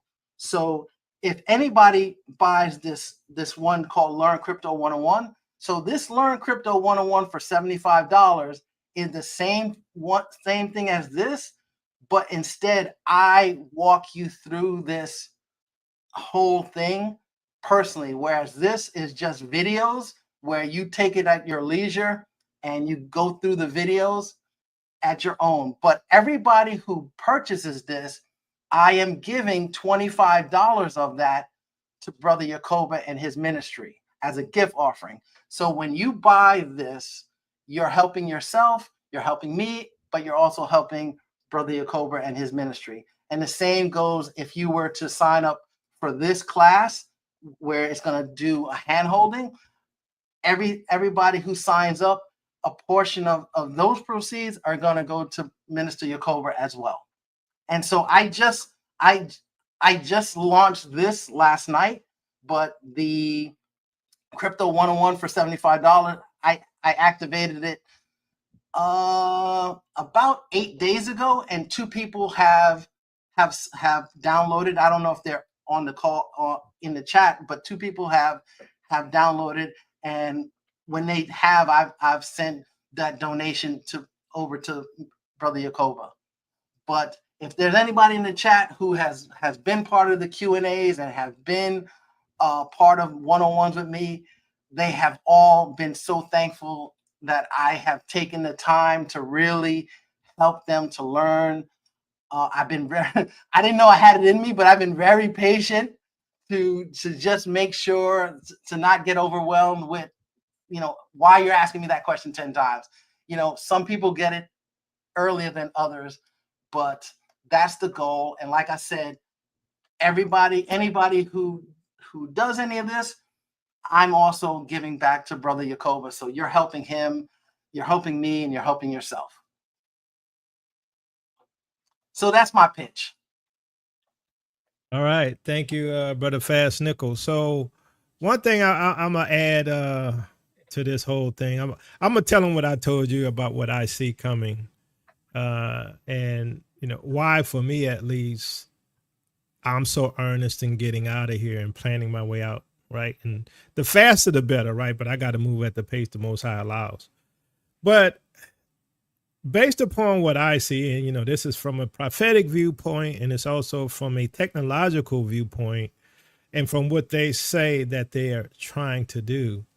And, you know how they do conditioning through the movies, through gaming and all these things. So let me ask y'all this right quick, because I know some of y'all watch anime or read the manhwas or some of the Japanese manga. Do y'all watch anime or read those type of publications? Yes or no? Because I'm gonna tell you what I see is happening.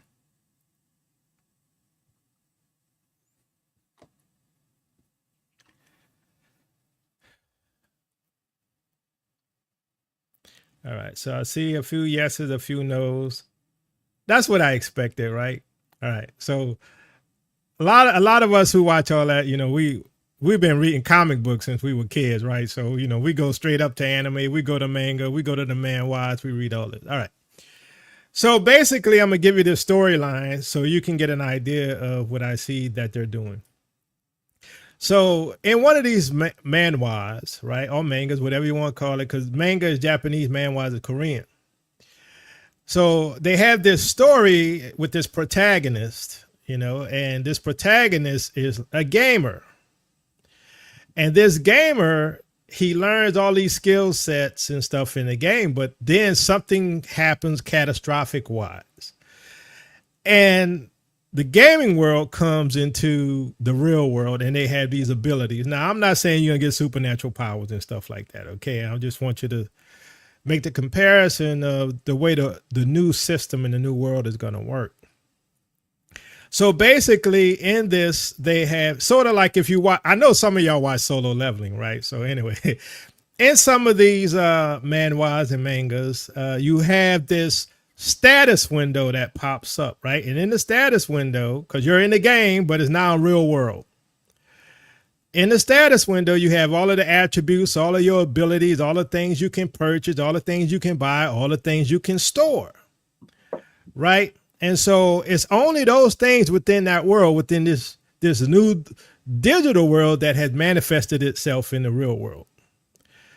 Basically, that's what you're having here is the digital world, which is, you could say, a gaming world, is manifesting itself in the real world, which is why they're tokenizing everything. And I sort of talked about this in the past.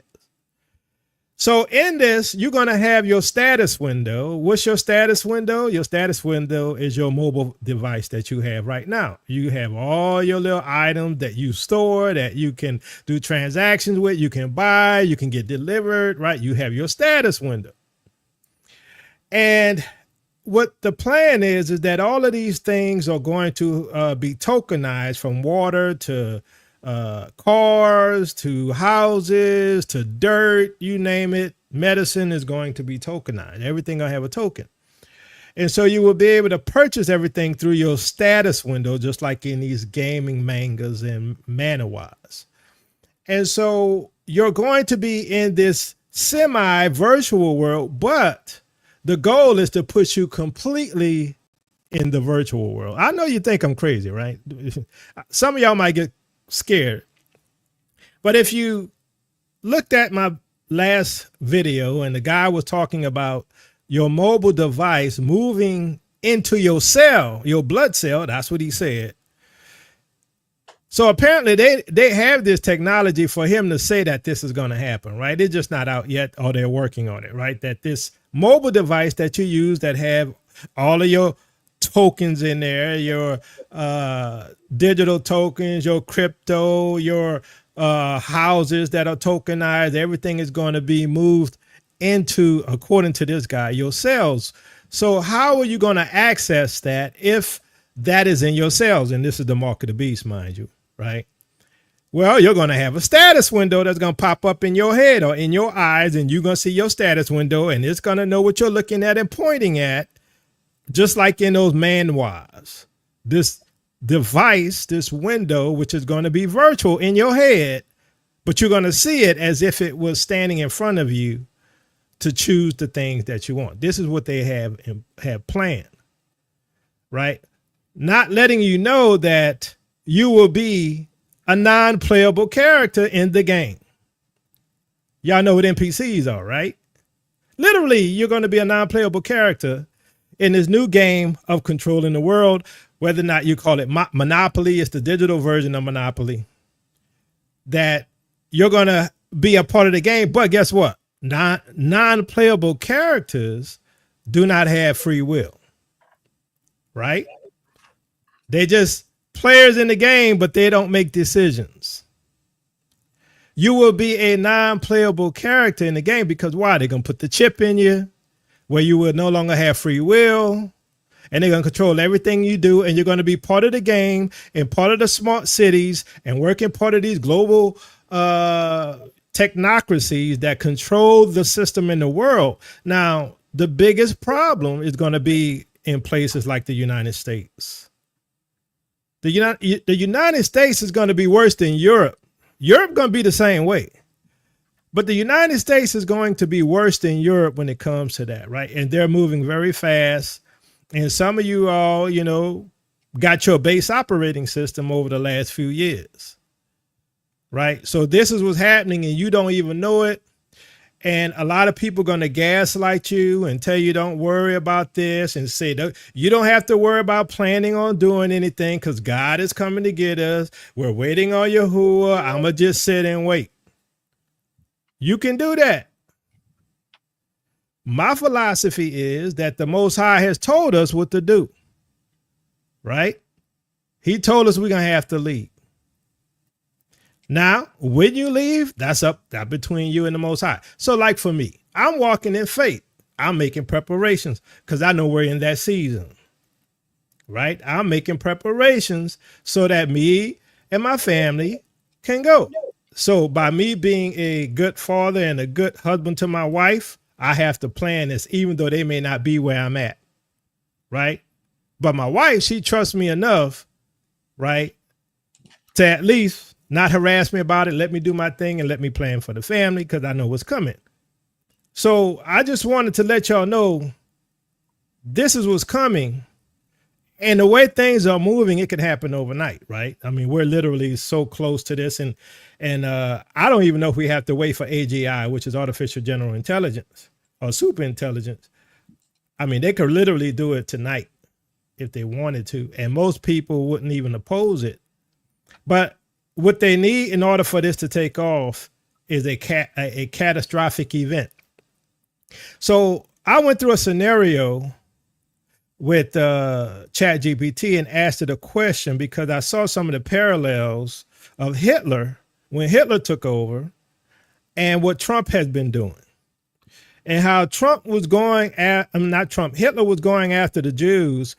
Initially, what he wanted to do was to kick them out of Germany. But then later on, because they didn't want to leave, that's when the persecution came in the camps. Now they had what they call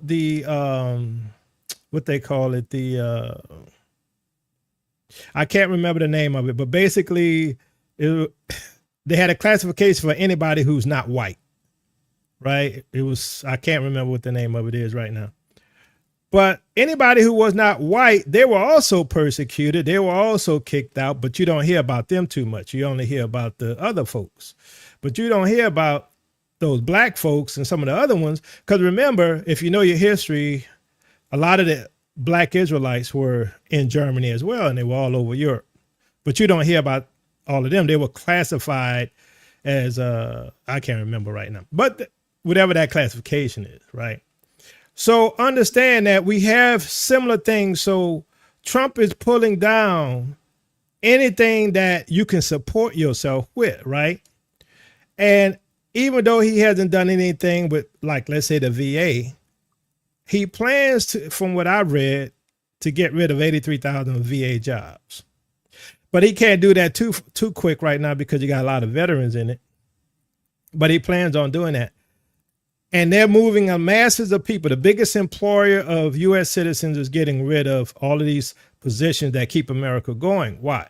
Because now you're going to have these regional blocks run by corporations, financed through corporations, not banks, not the FDA, not the USDA, not all of these government institutions. They're all going away.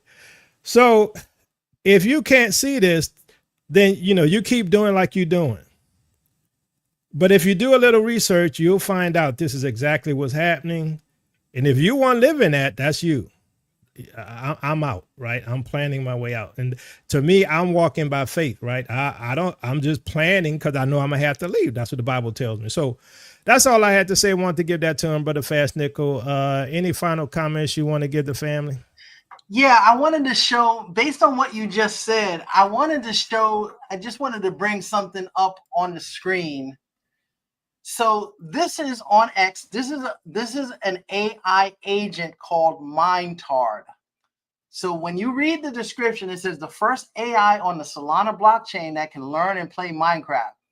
What they're doing with these AI agents, so most of the people on this call don't play Minecraft, but they have kids or grandkids that do. So what they're doing is, when your kids are playing Minecraft, they can incorporate this AI agent that's going to follow and learn your habits, so that now you don't have to play anymore. It's gonna play as you. This little AI agent is gonna play as you. It's gonna learn, and it's gonna play the game in place of you because it's learned your habits. So everything that Brother Yacoba is telling you, they're doing this stuff. I mean, and it's happening super fast. So I just wanted to show you that, because this is some incredible stuff what they're doing. It is. And so one person said, well, there's no escape. Well, that's not what the Bible says. The Bible says that, for those who are of the Church of Philadelphia, whatever you want to classify that as, will not have to undergo the testing that is to try the world. Well, how can one group of people, unless you died, right, not undergo the testing that's coming upon the world? Well, if you understand the scriptures, you understand that the beast system is going to be almost totally omnipresent in the world. Almost, partly strong and partly weak. There's going to be weaknesses in it. And if you understand what the scripture says about God's kingdom, or for the Yah's kingdom, in the days of these 10, which is this 10 kingdom that's going to destroy Babylon, in the days of these 10, when they come to power, God is going to set up a kingdom, which is our kingdom, which is the Israelite kingdom, the nation that, our ancestors been looking forward to. In the days of these 10, God is going to set up a kingdom that shall never end. Now, you got to understand, Africa's still going to be trading with the world. There's still going to be financial transactions. It's just not going to be dollars. It's going to be digital, more than likely. But it's not going to be, in my opinion, where the mark of the beast is. Here, look, if the mark of the beast shows up on the continent, I'm out. I'm just going to have to die. I'm going to have to go be with the Most High, right? I'm not taking it, right? But that's not what I see in the scriptures, right? Because the Bible says that we are going to be more prosperous than our ancestors. That's what the Bible teaches.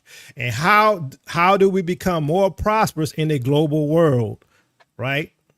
Because we're not going to be under the beast. We're not going to be on the Antichrist system. We might be trading with them, but we're not going to be taking no marks, no chips and stuff like that. You're just going to have financial transactions digitally. That's my opinion. That's the way I see it. All right. Anything else, Brother Fast Nickel? No, I agree with you. And as we already know, they need the continent more than the continent needs them. That's it. Yeah, continent don't need anybody. Continent don't need anybody. Yeah. We got all the gold, all the silver, all the food, all the water, pure air. I'm like, we don't need it.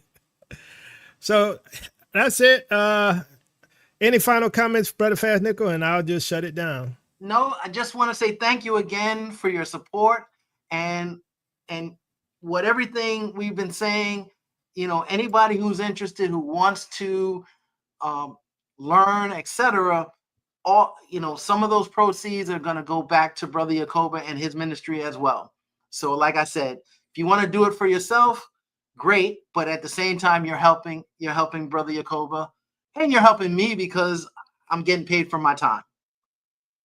And I'm going to say this, I mean, personally, and, I don't say it unless it's true. You couldn't find a better teacher than Brother Fast Nickel. Very patient, very knowledgeable, good person, good spirit, good heart. And, to learn a complex thing like this. And look, here's the thing. Like I said, don't be like me when I was younger. I did not study finance at all. I mean, I took financial class, but in terms of how to make money, I never studied. I read books on everything, everything but that, you know. But now we're here and going into a new system. And if you're going to, you know, survive this thing, you need to understand what's coming, both spiritually and physically. So, all right, Brother Fast Nickel, thank you. We appreciate your knowledge and for coming on. Thank you again. Shabbat Shalom. All right, Shabbat Shalom. All right, fam. So interesting times we're living in. I'm going to say this. Don't let people gaslight you. You know, do your own due diligence, do your own research. It's up to you to look out for yourself and for your family and be the protector for your family. Regardless of the situation and how you view prophecy, you got to understand and see that the financial system is changing. They're not talking about crypto for nothing. They're not passing these laws about digital transactions for nothing. BRICS not looking for a new financial system for nothing. It's coming. The question is, how is it going to affect you? All right. So if y'all want to support us, you can. You can become a Patreon member. You can give Cash App, $TOTW7101. And also you can buy my book as well. And also, you know, support Brother Fast Nickel, because as he mentioned, he'll give us a percentage of that, you know, for what you all do. So like I said, learn, research for yourself. Don't let people think for you. Think for yourself. Be led of the Holy Spirit.